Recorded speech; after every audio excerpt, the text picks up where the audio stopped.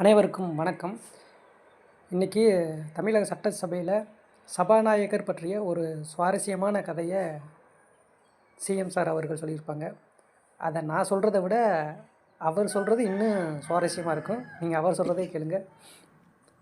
மாண்புமிகு பேரவைத் தலைவர் அவர்களே, தாங்கள் பேரவைத் தலைவராக ஒருமனதாக தேர்ந்தெடுக்கப்பட்டுள்ளீர்கள். தங்களை இந்த ஆசனத்தில் மாண்புமிகு பேரவை முன்னவரும் எதிர்க்கட்சி தலைவரும் தங்களுடைய கரங்களை பிடித்து அழைத்து சென்று அமர வைத்தார்கள். இந்த சம்பிரதாயம் எப்படி வந்தது என்று சொன்னால் சுவாரஸ்யமாக இருக்கும். பெரிய வரலாறு சம்பவத்தில் உள்ளது. இங்கிலாந்து நாட்டில் உள்ள பாராளுமன்ற நடைமுறைகளை போன்றதே நம்முடைய பாராளுமன்ற நடைமுறைகளும்.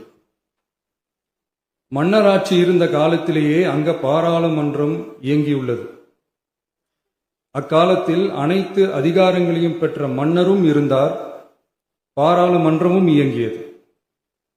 அங்கே மன்னர் ஒரு பணியை செய்ய வேண்டும் என்று விரும்புவார், பாராளுமன்றம் அவருடைய விருப்பத்தை பெரும்பாலும் நிராகரிக்கும்.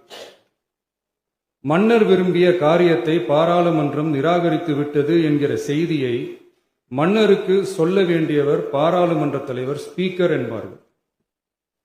பாராளுமன்றத்தின் கருத்தை மன்னரிடம் சொல்ல வேண்டியவர் ஸ்பீக்கர். அதற்கு துணிவு வேண்டும். சில பணிகளை செய்வதற்குத்தான் பாராளுமன்றத்தின் அனுமதி வேண்டுமே தவிர அந்த ராஜ்யத்தில் உள்ள எந்த பிரஜைக்கும் மரண தண்டனை விதிக்கும் அதிகாரம் மன்னருக்கு உண்டு.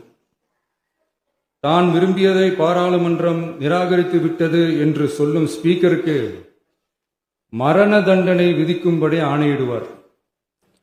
தலையை வெட்டி விடுங்கள் என்று ஆணையிடுவார்கள். இது பலமுறை நடந்ததால் யாருமே இந்த ஸ்பீக்கர் பதவிக்கு வர விரும்ப மாட்டார்கள்.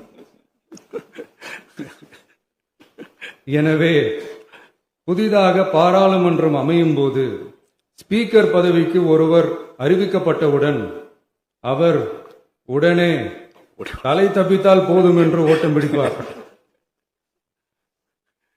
அணை முன்னவரும் எதிர்க்கட்சி தலைவரும் அவரை தடுத்து நிறுத்தி அவர் கைகளை பிடித்து இழுத்து வந்த ஆசனத்தில் அமர வைப்பார்கள். இதுதான் அந்த காலத்தில் இருந்து வந்த மரபு.